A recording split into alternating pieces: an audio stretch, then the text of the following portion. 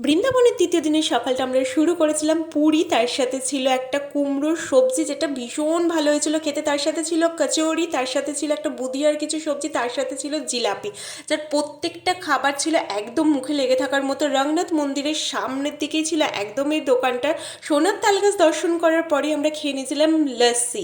ফুচকা আমার খারাপ লাগুক কি ভালো লাগুক, প্রত্যেকটা জায়গায় গিয়ে ফুচকা আমাকে ট্রাই করতে হয়। ফুচকা দেখলেই জানি না কেন আমার খিদে পেয়ে যায়, তাই খেয়ে নিয়েছিলাম একটু ফুচকা। দেন একটা জিরা জল খেয়ে গোবর্ধন পাহাড় পরিক্রমা করার সময় রাধাকুণ্ড শ্যামকুণ্ডের সামনে থেকে খেয়ে নিয়েছিলাম ফুচকা।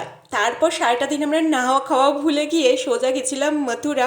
মথুরাতে দর্শন করার পর শ্রীকৃষ্ণের জন্মভূমির একদম সামনের একটি দোকান থেকে খেয়েছিলাম এই ধোসাটা, যেটা খেতে ছিল ভীষণ ভালো। আমাদের হোটেলের সামনে এসে খেয়েছিলাম ভেজ মোমোস, আর তার সাথে নিয়েছিলাম এই রেড সস পাস্তা। পাস্তা খেতে আমি একেবারেই ভালোবাসি না, মানে এরকমভাবে, কিন্তু এই পাস্তাটা হয়েছিল ভীষণ ভালো। যেহেতু কালকে আমরা চলে যাবো, প্রতিদেব বললো আজকে আবার একটু রাতেবেলাতে লস্যি খেয়ে নিই, তাই রাত দুপুরে দুজনে মিলে খাচ্ছিলাম লস্যি, তারপর খেয়েছিলাম ক্যাম্পা।